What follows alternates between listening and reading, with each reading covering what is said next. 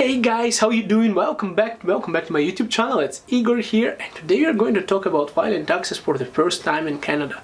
Now, I've been here for a while, as you know. I've been an international student, I've been working, and I want to share with you why you should be filing taxes if you're an international student or a local student, and also share some of my success and some of them stories that I was not very successful in filing my taxes.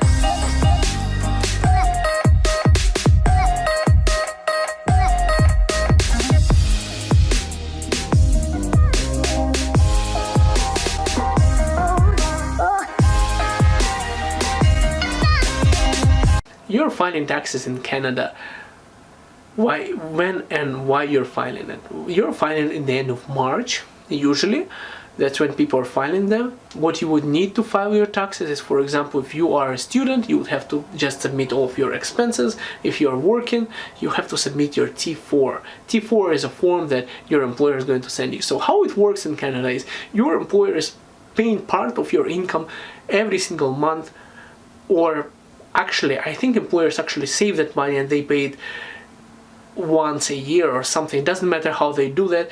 Employer keeps part of the money and they pay to the government of Canada in the end of the financial year. So the money that you're making, part of it is going for the taxes. Now, if you made not enough money, according to regulation and everything, they're going to do the calculations and everything. So what happens usually in the end of the year, if you're not making a lot of money when you're working, most likely, probably you're going to get paid by government of Canada. Almost everyone I know are getting paid anywhere from $2,000 to $5,000 of your tax returns. So you're working, you're filing your taxes in March, and then the government of Canada tells you, we owe you this much of taxes. Here you go, and get deposited to your bank account. That's when people start buying cars and spending a lot of money, because once a year you get a lot of taxes back. Now, why it's important to file taxes as international student is specifically for that reason. For example, if I studied 2012 and 2013, I spent lots of money, and all of that money went in as my income, as an expense towards my income. So for example, in 2014, 2015, 2016, the money that I may spend in 2012 and 2013 for my education were applied to those 3 years. Meaning, for example, I paid to the government this much of money, and then the government did some calculations. They said that I actually was not supposed to pay it because I studied in the previous years and I spent so much of money. So they are saying, for example, the taxable income is, for example, $5,000, but I say I spent $5,000 of expenses in my previous year for my education, and they apply it towards, it's not exactly like what I'm explaining, there's a little bit more complications and stuff, but they apply that towards this taxable income, and then they say there is no taxable income, so you are not supposed to pay taxes, for example. And it might be a little bit different, but they apply that expenses towards your income, and then they say whatever you paid us more than you had to, so here you go, here's your money back. That's how it works.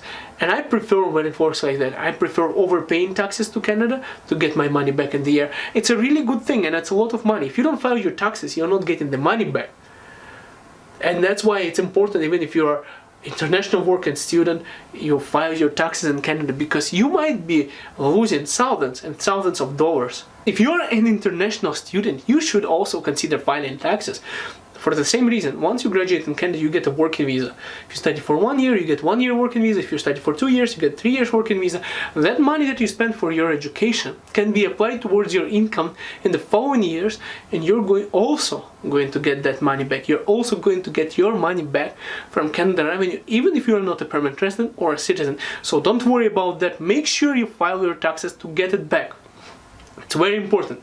Filing taxes in Canada is, I call it getting a free money in the end of year, because there you're paying, it's going to the government, and then government saying we are overcharging you, and they're getting it back to you. Now, there are rare occasions when government can tell you that you owe them money, and this is my story. Centennial College tax clinic, $20 or $25 I paid to file my taxes there. Accountant there screwed up. Now I'm coming from Ukraine. I don't know anything about taxes. In Ukraine the government is paying. I don't touch taxes. I don't know how it works, and I don't care, and I do not want to know how it works in Ukraine, because government does it and employer does it. No one is ever going to give me any money back. That's it. It's gone forever. In Canada you get the money back. So I went to the bookkeeper and she did my taxes. She forgot to take my address, so I was not getting my money back the entire for 2012. For year 2013 I didn't get anything. Zero. In Arabic it's called sufr money back. So nothing, nol in Russian. So this is what I got in 2013. In 2014 I went back to the tax clinic, and then she realized that she didn't put my address. She filed my taxes again, and because for 1 year I didn't get my Ontario 3 level benefits, on the second year I was supposed to get an accelerated rate for 2 years. Now in 2014 I moved to Alberta. And then I get the Ontario 3 level benefits. I get $700 deposited to my bank account. I'm so happy. Finally I got my taxes. Finally I started getting something. I go to Costco and I buy a huge plasma TV. $700 Canadian. Awesome TV. And then to be a good person, an honest person, I go back and I call Canada Revenue and I say I moved to Alberta. They asked me when. I told them when. And then they said, well, we paid you the money when you were already physically in Alberta. So it means give the money back. And I'm looking and I was like, I just got the TV. I don't have the money back anymore. I just spent it to get the goddammit plasma TV. How can you do that? She said, well, you're not in Ontario already. You are in Alberta and you're not eligible to get Ontario Trillium benefits. That's my story. I had to give the $700 back, and I didn't get any money that I was supposed to get for 2012 and 2013 because I was not in Ontario. Later on, my another screw up was with my accountant at one of the companies I used to work with. He came to me one day, he said, Igor, I can do it in such a way that you're going to pay less taxes. Because you were a student, you don't have to pay that much taxes. I can do something for you. I was like, okay, you know what, my friend? I have no idea how taxes work in Canada. You are the bookkeeper, you are the accountant, do it. And he did it. In the end of the year, he was not working there anymore. I'm coming to file my taxes, and I realized I owe $2,000 of taxes to Canada Revenue. Now, I don't have $2,000 to give it away to them, or even if I do, I don't want to give away $2,000 to Canada Revenue. And then I started realizing that Canada Revenue also rejected one of my, from a previous accountant at the same time, that stuff that I studied. Canada Revenue didn't believe me that I studied for 2 years in Centennial College and not taken a summer break off. So they wanted me to send them another report saying that I actually did study there to prove it. So I did that. So basically 2 times I got screwed up by bookkeepers, accountants, and 2 times because of that I got screwed up by Canada Revenue because of them. I was not happy about it. It's not a successful story, but the thing is, I figured it out and I fixed it and I got the money back. But in reality, for the money that I paid to Canada Revenue, I got at least $6,000 or $8,000 back for those 3 years that I worked after my 2 years of studying. So the money you spend for your studying, make sure you file that expenses. Make sure, I think you have about 3 years to do that. So make sure you file your taxes in Canada. It's very important because you are losing thousands and thousands of dollars if you don't do that. That's the big thing. Also, if you're not even planning to stay in Canada, if you're just a temporary work international student, still file it because you're losing money. If you're living in Canada, you still have to consider doing everything correctly, because one of the reasons filing taxes is important is for citizenship you would have to prove your taxes. So when you apply for citizenship, you have to prove that you were physically present in Canada for X amount of years, and taxes is going to be one of those things that are going to be there to prove that you were in Canada paying taxes and you were not out of the country.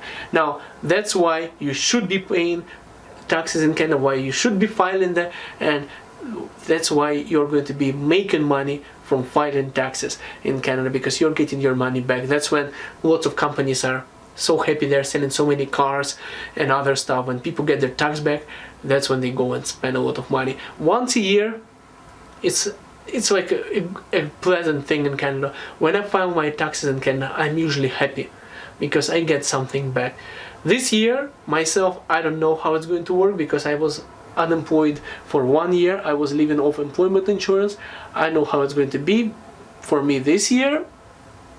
And also this year I started my own company. I started driving for Uber, and yeah, it's more complicated. So for me this year, I'm going to finally come back to another accountant to file my taxes, because I got screwed up by 2 accountants. I did not go to accountants after that. How I file my taxes now, this is not sponsored, this is just from me. I do it on H&R Block website. I just go there, it's really easy. I have my T4 from my employer that comes to me somewhere in the February end, and I just go to the online website. I step by step put my SIN number, put my information there in the H&R Block website. I file my taxes there. I know exactly before I file how much government owes me, and I get it deposited to my bank account. It's really easy, and you don't have to pay anything to anyone.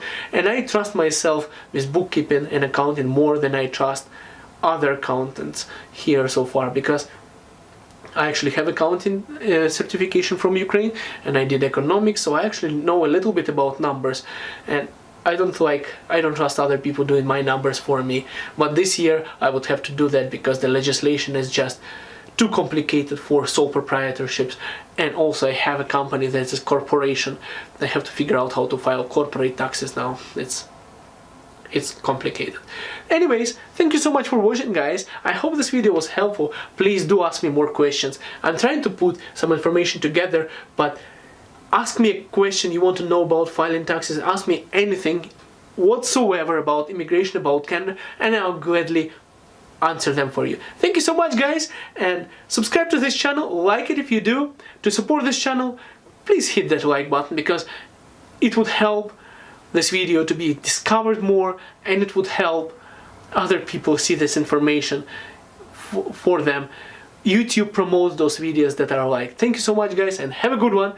We'll talk to you in a few days. I'm posting more and more videos. I'll try to do it every single day. Have a good one, guys.